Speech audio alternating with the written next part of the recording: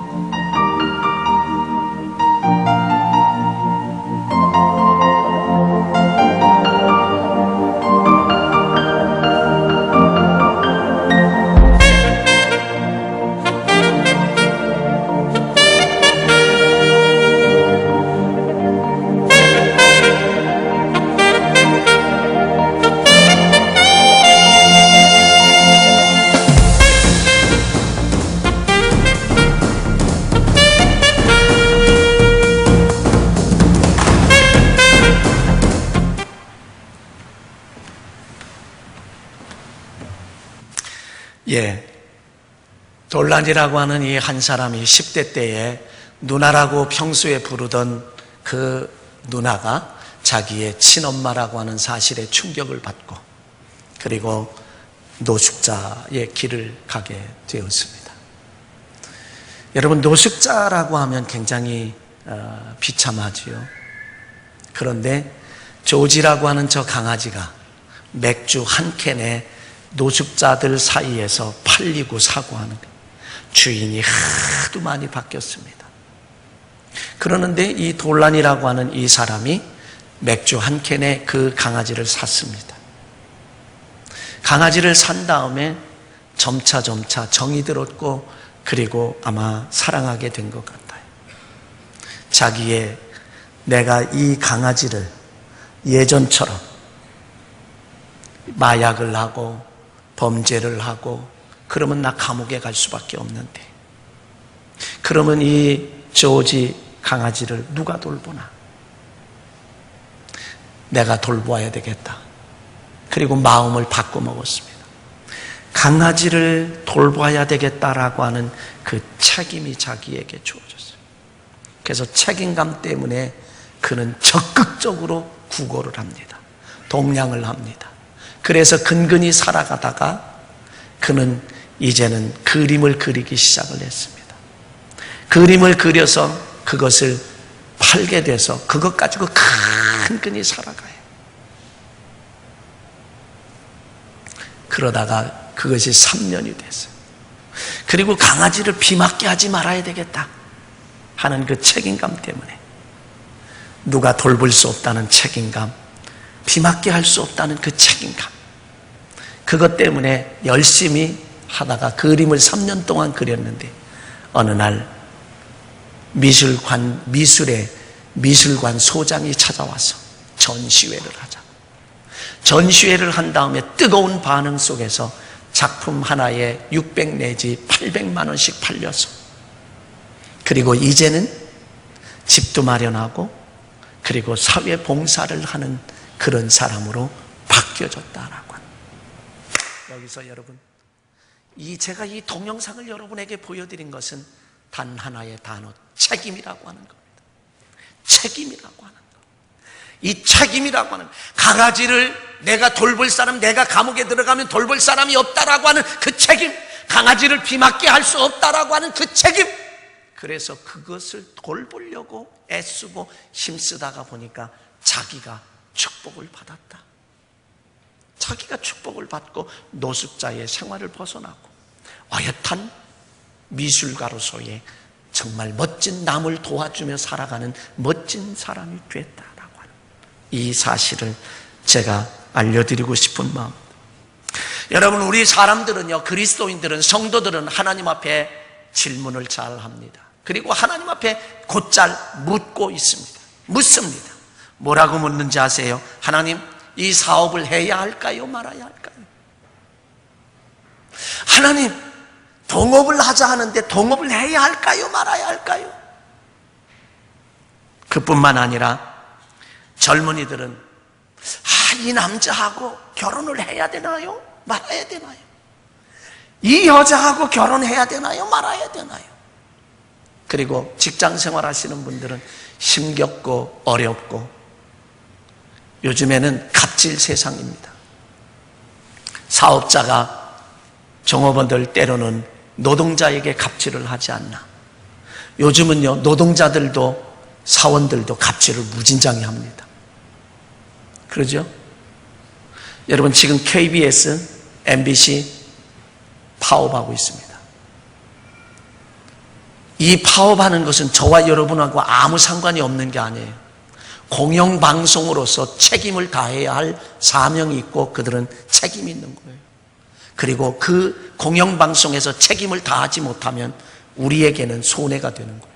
백성들이 손해를 입는 거예요. 백성들이 세금 내는 것 가운데, 그 가운데 얼마나 들어가는지 아십니까? 지금 갑질을 하고 있습니다. 이 나라에는 온통 갑질해요. 정치 세계에서도 갑질을 하고 있고요, 일반 모든 이 사회가 갑질을 하고, 책임은 지지 않는 그런 사회, 서로가 그런 사회로 전락해버리고 말았다라고 하는 사실입니다. 그래서 직장에서 너무 이 직장이 힘든데 하나님, 이직을 할까요 말까요? 그런 물음도 우리는 하나님 앞에 묻습니다. 좀 더 기다려야 되나요? 이 사업에 투자를 해야 되나요? 말아야 되나요?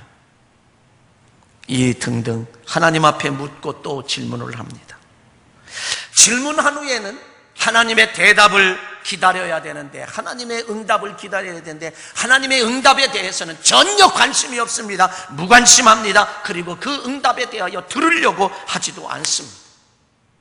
뿐만 아니라 때로는 그런 것 들으려고 하지도 않는 그런 모습, 그저 다만 묻고 질문하고 기도한 것으로 끝마치는 그런 경향들이 우리에게 많이 있다는 거죠.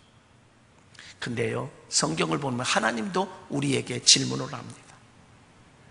인류 최초의 사람인 아담에게, 아담아, 내가 어디에 있느냐? 가인에게 말합니다. 가인아, 내 아우가 어디에 있느냐? 그리고 요한에게는 이렇게 말합니다. 요한의 아들 시몬아, 내가 이 사람들보다 나를 더 사랑하느냐? 그렇게 하나님은 저와 여러분에게 질문을 합니다. 이 질문을 통해서 무엇을 알려주려고 하느냐? 하나님은 너는 책임적인 존재다 라고 하는 사실을 알려주는 거예요. 아담아, 내가 어디에 있느냐? 가인아, 내 아우 아벨이 어디 있느냐?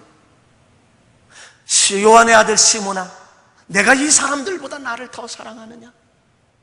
하나님은 저와 여러분을 책임적인 존재로 창조하셨고, 지금도 이런 질문을 통하여 저와 여러분에게 향하여 질문하시면서 너는 책임을 져야 돼, 너는 책임적인 존재야, 너는 책임적인 존재로 창조되었어, 그러니 책임지는 사람이 돼야 돼 라고 저와 여러분에게 이렇게 알려주고 있고 묻고 있다라고 하는 사실입니다.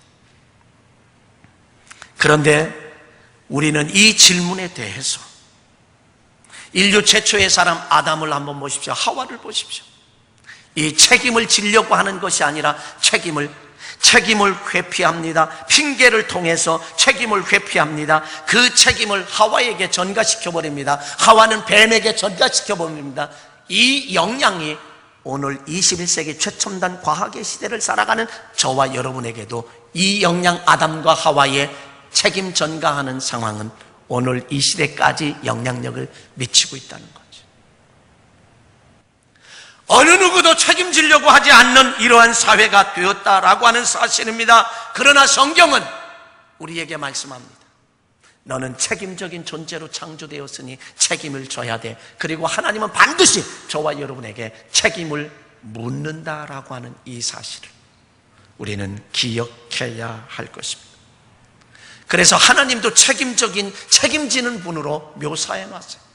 독생 성자 외아들을 이 땅에 어린 양으로 보내시면서 어린 양으로 보내고 생명의 떡으로 보내고 세상에 짊어지는 그러한 세상을 짊어짐으로써 책임적인 존재로 묘사하고 있습니다.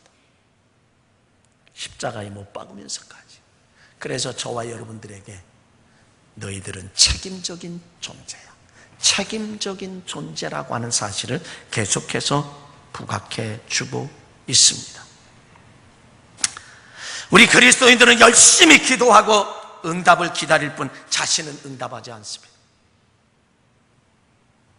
아담아, 내가 어디에 있느냐? 이건 책임을 묻는 거예요.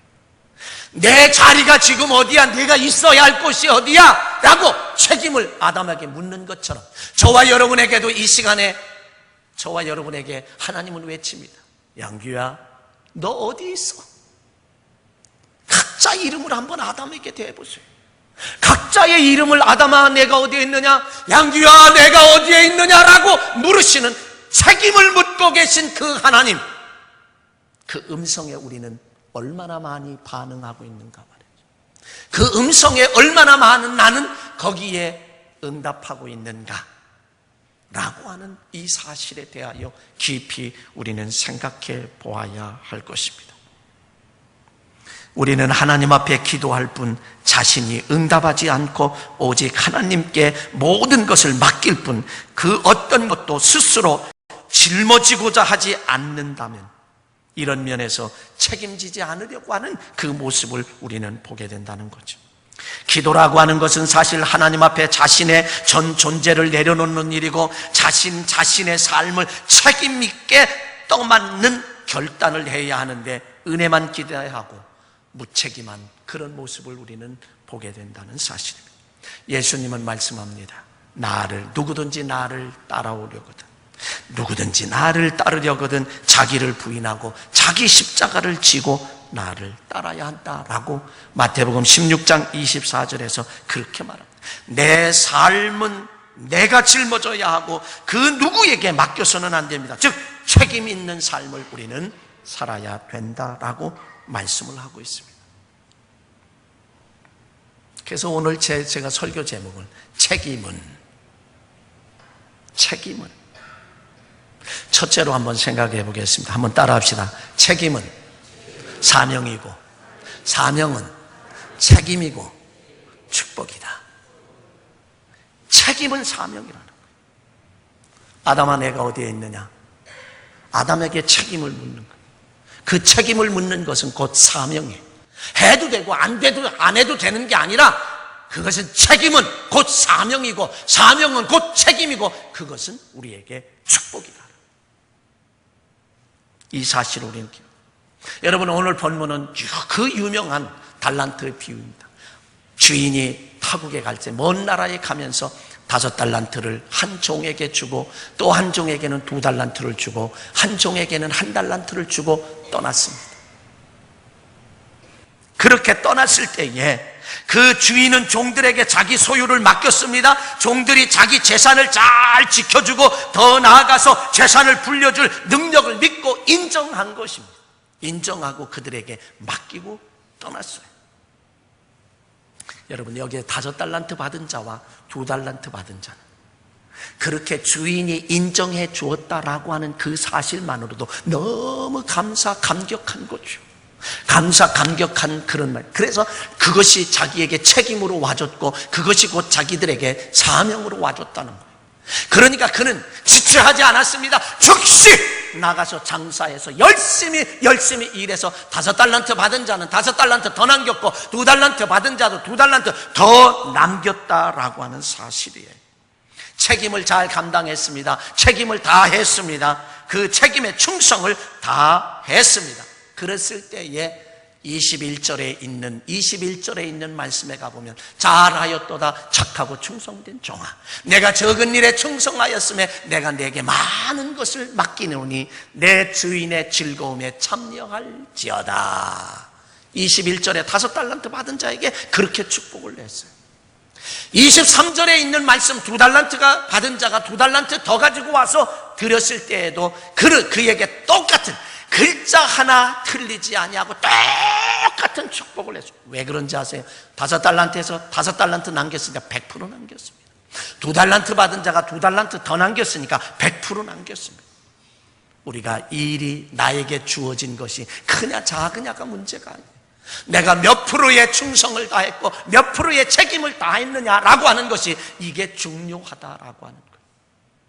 나는 이만큼 맡겨줬는데 이만큼 일을 했으니까 남보다 더 많은 일을 했지, 그것 가지고 만족할 것이 아닙니다. 왜? 내가 100%의 많은 것을 맡겼으면 많은 것을 남겨야 될 책임이 있기 때문에, 사명이 있기 때문에 그것으로서 적게 받았다라고 우리는 주눅이 들 필요도 없다라고 하는 사실. 여러분, 사무엘서를 보면요, 하나님께서 이스라엘 백성들에게 사울이라는 왕을 줬어요. 근데 왕이 하나님께서 버렸어요. 왕을 버리고 사무엘 선지자에게 하는 말씀이 이렇게 말씀합니다. 사무엘아, 너 저 베들레헴에 가서 이새의 집에 가서 그들을 예배에 초청하거라. 그리고 그들의 아들들로 지나가게 해서 그 아들 중에 내가 한 왕을 택하였으니 그에게 기름을 부어서 사울 왕 이어서 왕이 되게 하거라. 그래서 사무엘 선지자가 그곳에 가서 엘리압이라고 하는 그 큰아들 맏아들이 지나간데 너무 멋집니다. 왕 될 자격이 충분히 있다라고 마음에 쏙 들어서 저에게 기름을 부으려고 했더니 하나님께서 아니야, 내가 그도 버렸어. 둘째 아들이 아비나답이 지나가게 됩니다. 이도 불만해. 아니야, 내가 버렸어. 셋째 삼마가 지나갑니다. 삼마가 지나갑니다. 그도 내가 버렸어. 아들들이 다 지나갔지만 하나님이 기름 부으라고 말하네. 그런데 그래서 사무엘 선지자가 이 아버지 이새에게 말합니다. 내 아들들이 여기 다 있느냐? 아니에요. 막내가 저 들에서, 지금 막내가 저 산에서 목동 양을 지키고 있습니다. 그저 걔는 볼 것 없어요. 이 아이들 가운데 하나 택하세요. 아니야, 그 아이를 사람을 보내서 데려오느라. 그래서 오지 않는다라고 하면 그때까지 내가 밥을 먹지 않겠노라. 그래서 사람을 보내서 데리고 오니까 사도행전 13장 22절에는 이렇게 말합니다. 이새의 아들 다윗을 만나니 내 마음에 합한 자라.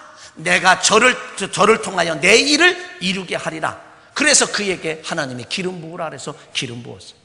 왜 다윗이 더 들에서 지금 목동 일을 하고 있는 다윗이 하나님께서 그를 택하여 기름 부으셨습니까? 왕으로 택하셨습니까? 그 이유는 단 하나, 지금 양을 지키고 있는 목동으로서 그 책임을 다하고 있기 때문에 그를 불러서 하나님의 귀한 왕으로 기름을 부었다라고.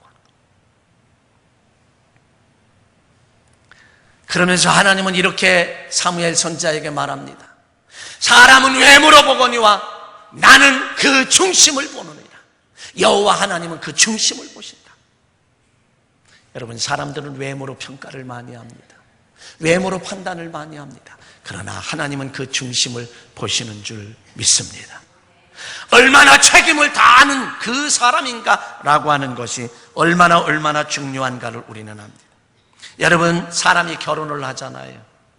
결혼을 하면 그 남편은 아내에 대한 책임의식을 느껴요. 그리고 자녀가 태어나면 거기에 대한 책임의식을 얼마나 느끼는지 몰라요. 그래, 굶기면 안 되겠지.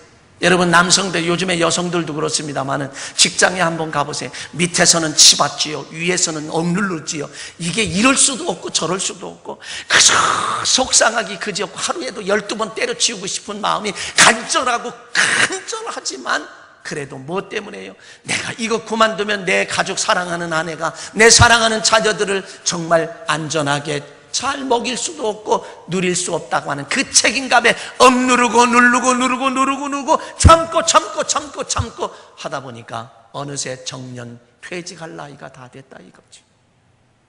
무엇 때문에 참는 것입니까? 무엇 때문에 견디는 것입니까? 그것은 책임이라고 하는 것. 가족에 대한 책임을 져야 된다라고 하는 것. 그러나 오늘 이 시대는 어떻습니까?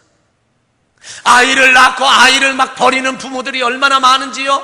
그리고 부모를 다 늙어서 오갈 데 없는 부모를 버리는 자식들도 얼마나 많은지요. 이 사회가 이렇게 되었다.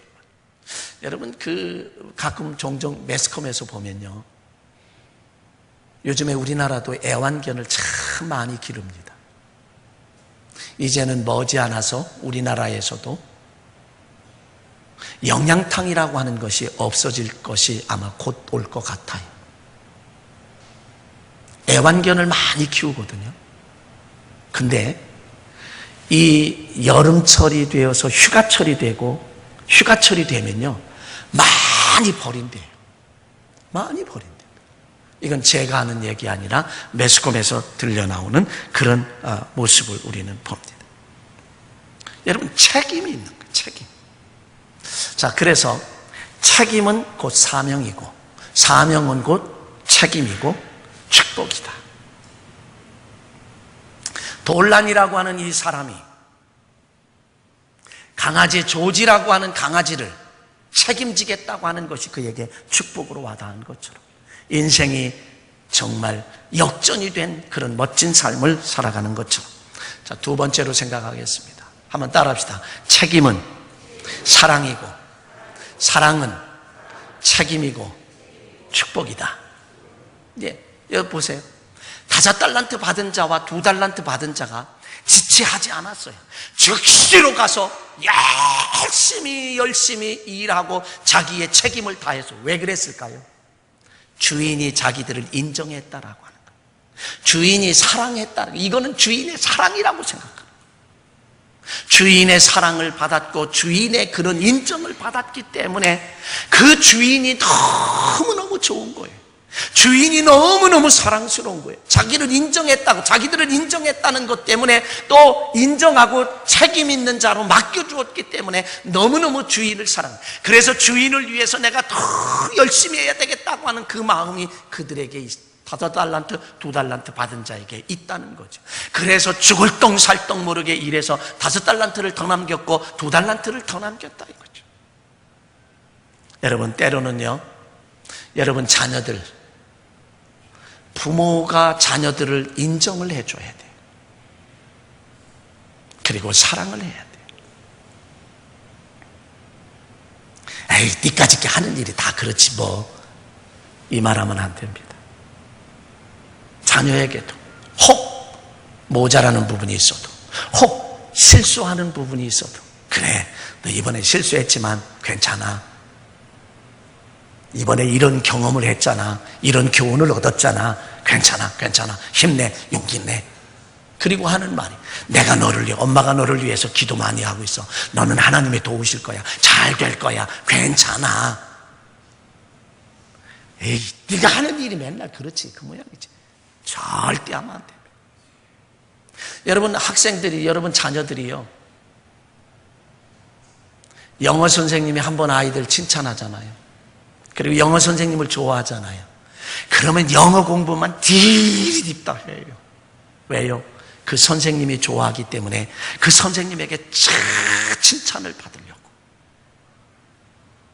여기에 5달란트와 2달란트 받은 자도 마찬가지입니다. 자기들을 인정하고 했으니 그 주인이 주인을 사랑하는 거예요. 그래서 책임은 사랑이고 사랑은 책임이고 그것은 우리에게 축복으로 와진다라고 하는 이 사실을 우리는 기억해야 돼요.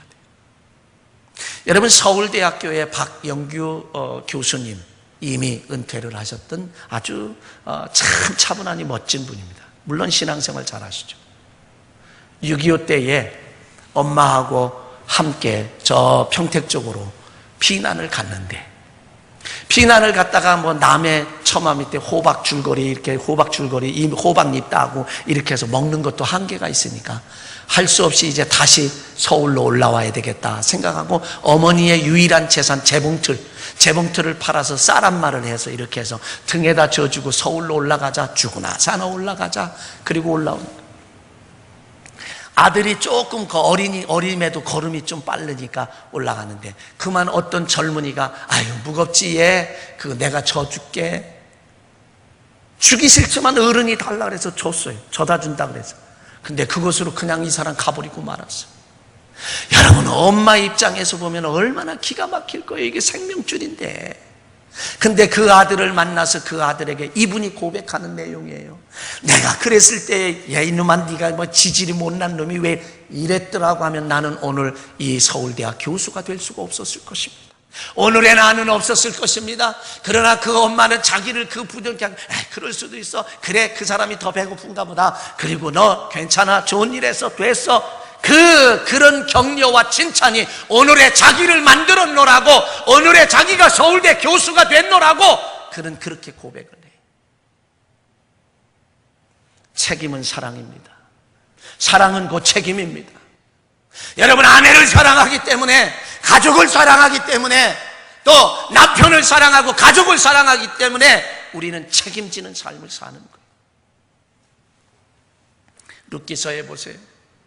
룻기서는 4장으로 있는 짧은 그러나 무진장이 드라마틱한 모습을 우리는 봅니다. 베들레헴에 사는 엘리멜렉과 나오미, 그리고 그 두 아들 말론과 기론이라고 하는 한 가족이 살았는데 그만 그 베들레헴에 흉년이 들어요. 오늘날로 얘기하면 IMF 때문에 살기가 어려우니까 모압이라고 하는 이웃나라의 땅, 우상을 섬기고 있는 모압이라고 하는 이웃나라에 그곳으로 잠시 가서 피난을 하고 이제 형편이 풀리면 돌아오자. 그리고 아마 갔던 것 같아요. 갔는데 어찌된 영문인지 모르지만 성경에 나오진 않지만은 그 엘리멜렉 남편이 죽었습니다. 얼마나 슬프겠어요. 그런 그 슬픔 속에서 두 아들 말론과 기론이라고 하는 두 아들을 그 현재 모압 여인들을 통해서 결혼을 시켰습니다. 큰 며느리는 오르바요, 작은 며느리는 룻이라고 하는 며느리예요. 결혼을 시켜서 그 슬픔을 잠시 잊는 듯 했는데 10년쯤 되다 보니까 두 아들이 무슨 연고인지 모르지만 성경은 자세히 나오지 않지만 두 아들이 죽었습니다. 두 며느리 청상 과부만 남아있고 나오미 쓸쓸하게 시어머니만 남아있습니다. 그럴 때 얼마나 슬프겠어요. 그때에 베들레헴에 하나님이 은혜를 베푸셔서 양식을 주셨다는 소식을 듣고 며느리들에게 가자, 개나리 모찜 싸서 이제 우리 고향으로 가자.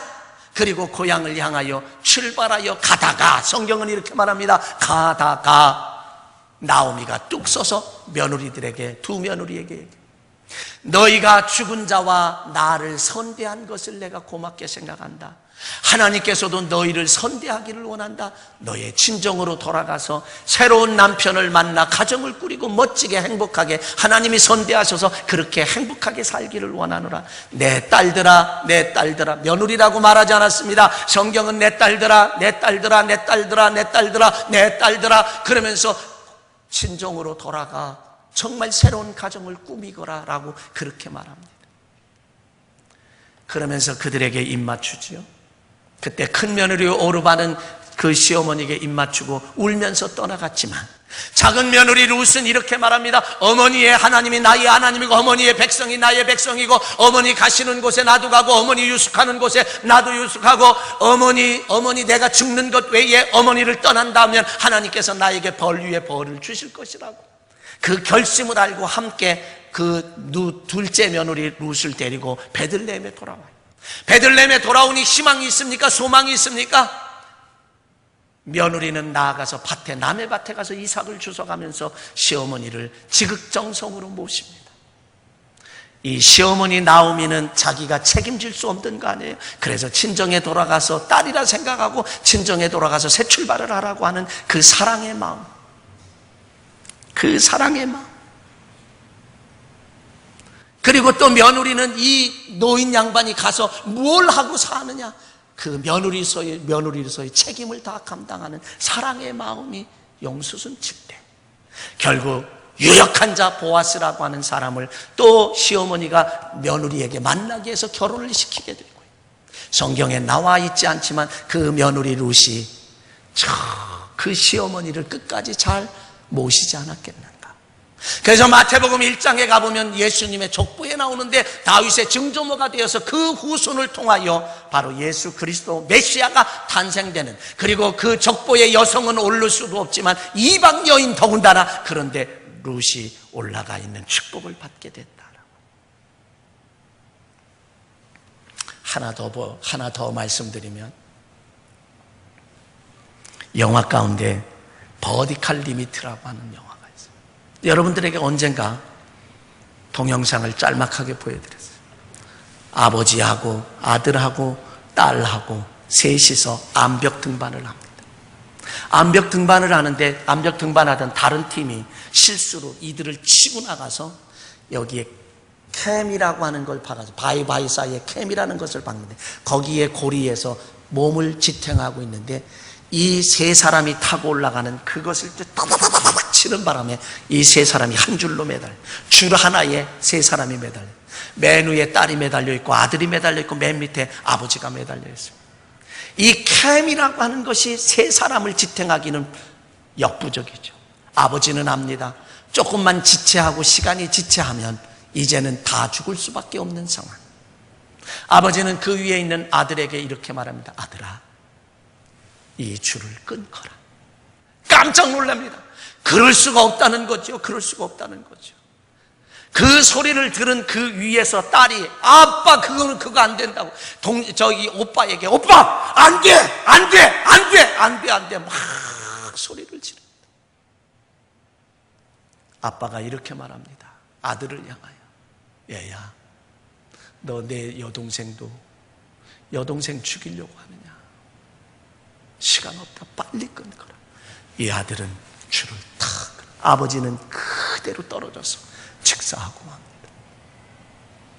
남매는 그래서 살았다라고 하는, 그 뒤에 얘기는 그만두고요. 여러분, 그 아버지가 아들과 딸을 사랑하는 마음, 그것은 책임으로 자기는 죽어도 남매는 살려야 되겠다라고 하는, 셋이 함께 죽을 수는 없다고 하는. 그래서 사랑은 책임이고 책임은 사랑이고요, 사랑은 책임이고요, 그것은 곧 사는 축복의 역사가 나타나게 됐다라는 거죠. 세 번째로 생각합니다. 한번 따라합시다. 책임은 자리이고 자리는 책임이고 축복이다. 예. 여러분, 책임이라고 하는 것은 자리예요. 가장의 자리에 앉게 되면 책임이 주어지는 거고요, 사장의 자리에 앉게 되면 책임이 주어지는 거고요, 대통령이 되면 혼자가 아니에요. 책임이 주어지는 거예요. 한 그룹의 총수가 되면 그는 개인 생활이 떠나요. 개인 사업이 아니에요. 그거는 정말 이 나라 백성을 위한 사업이에요. 그런 책임의 자리가 주어진다. 자기 거라고 생각하면 안 된다는 거예요. 정말 그룹 총수 정도 되면 자기 거라고 생각하면 안 돼요. 한 사람이 얼마나 중요한지 모릅니다. 한 사람의 대통령이 그 한 나라의 미래를 좌지우지하고 현재를 좌지우지해요. 우리나라 대통령 가운데 참 슬픈 것은 모든 분들이 다 한결같이 대부분 막 그냥 감옥 가고 다 했던 분들. 용서하십시오. 안 가신 분들은 괜찮아서 안 가셨을까?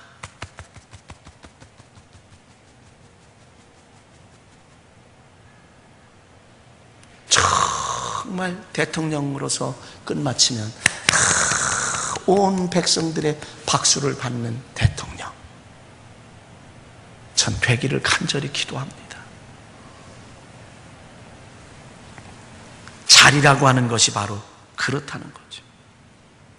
목사의 자리도 어마어마하게 무겁습니다. 악한 사탄 마귀는 주의 종을 공격합니다. 하나 쓰러뜨리면 온 교회가 넘어지고 온 교회가 쓰러지기 때문에, 그래서 여러분들은 주의 종을 위해 중보하며 기도해야 할 그런 모습도, 그런 책임도 없지 않아 있습니다. 그것이 곧 나를 위한 기도예요. 주의 종을 위한 기도가 오히려 나를 위한 기도가 된다라고 하는 사실. 다윗이 양치는 목동으로서의 자리에 있을 때 그는 왕으로 기름 부음을 받았어요. 자기의 책임을 다할 때, 자기 자리에 있을 때에 하나님은 그를 불러서 그 왕의 자리를 맡겨주셨습니다. 오늘 본문에서 5달란트와 2달란트 받은 자는 책임을 다함으로 최고의 축복을 받았어요. 여러분 21절 23절에 있는 말씀을 한번 다시 보게 되면 어떻습니까 아십니까? 잘하였도다 착하고 충성된 종아, 내가 적은 일에 충성했으면 내가 많은 것으로 내게 맡기노니 내 주인의 즐거움에 참여할지어다. 여러분 그 잔치자리가 뭐겠어요? 어떤 의미에서 보면 예수 그리스도께서 이 땅에 재림하시고 모두가 다 죽은 자도 부활하고 우리도 정말 이제 부활의 몸이 되어서 만나고, 그 만나는 그 잔치, 천국의 그 잔치, 마지막의 세대에서 그 잔치 자리를 의미하고 있다라고 하는 최고의 축복 아니겠습니까? 책임을 다하는 자에게 이런 최고의 축복, 5달란트 2달란트 받은 자에게 이런 최고의 축복을 말했어요. 그러나 1달란트 받은 사람은 어떻습니까? 1달란트 받은 자는 책임을 핑계했습니다. 회피했습니다. 그리고 주인에게 그 책임을 전가시켜서 주인에게 전가시켰어요. 그는 이렇게 말합니다. 자기 주인에게, 당신은 굳은 사람이라 해치지 않은 데서 모으는 줄로 알았고 심지 않은 데서 거두는 줄로 내가 알았으므로 여기 1달란트 녹슨 것 가져왔습니다. 주인을 잘못 알았죠. 그리고 책임을 누구에게 회피해요? 책임을 누구에게 전가시켜요? 주인에게 전가시켜요. 당신은 굳은 사람이야. 심지 않은 데서 거두어, 해치지 않은 데서 모으는 사람이야. 책임을 누구에게요? 주인에게 전가시켜요. 자기는 책임지려고 하지 않는다는 얘기죠. 그럴 때에 성경은 말합니다. 26절에서 악하고 게으른 종아, 28절에 그에게서 1달란트를 빼앗아 10달란트 가진 자에게 주어라. 뺏기는 역사가 나타나는 거예요. 뺏기는 역사. 여러분 뺏겨보세요. 기분 좋은 사람 하나도 없고 행복한 사람 없어요. 건강 뺏겨보세요. 기분 좋나요? 여러분 물질 뺏겨보세요. 기분 좋나요? 자리 한번 뺏겨보세요. 기분 좋나요? 그게 축복입니까? 아니잖아요. 그 있는 것 1달란트 빼앗아 10달란트 가진 자에게 주어라. 29절에 무릇 있는 자는 받아 풍족하게 되고 없는 자는 그 있는 것까지 빼앗기리니, 이 30절에 무익한 종을 바깥 어두운 데로 내어 쫓으라. 거기서 슬피 울며 이를 갈리라. 이건 저주지요. 저주예요. 사랑하는 성도 여러분, 9월달은 배움의 달입니다. 오늘은 책임에 대해서 배웠습니다. 책임은 곧 사명이고 사명은 곧 책임이고 축복이다. 책임은 사랑이고 사랑은 책임이고 곧 축복이다. 책임은 자리이고 자리는 사명이고 곧 축복이다. 5달란트와 2달란트 받은 자처럼 즉시 그 책임을 다 잘 감당함으로 잘하였도다 착하고 충성된 종, 내 주인의 즐거움에 참여할지어다라고 하는 최고의 축복을 받는 우리 모두가 되시길 주의 이름으로 간절히 축원합니다. 축원합니다. 축원합니다. 기도하겠습니다. 사랑하신 아버지, 우리 책임을 다하는 자 되게 하소서. 5달란트와 2달란트 받은 자처럼 책임을 다하게 하옵소서. 그래서 잘했다 칭찬받으며 주인의 즐거운 잔치자리에 참여할 수 있는 최고의 복을 받는 우리 모두가 되게 하옵소서. 그러나 1달란트 받은 자처럼 주인에게 책임을 전가함으로 말미암아 있는 것까지 빼앗기고 바깥 어두운 데로 쫓겨나서 이를 갈며 슬피 우는 그런 불쌍한 존재 되지 않도록 주여 도와 주시옵소서. 책임을 다하게 하옵소서. 책임은 곧 사명입니다. 책임은 곧 책임은 곧 사랑입니다. 책임은 곧 자리입니다. 주여 이 일을 잘 감당케 하옵소서. 우리 주 예수 그리스도의 이름으로 감사하며 기도하옵나이다. 아멘. 주 예수께서 제자들에게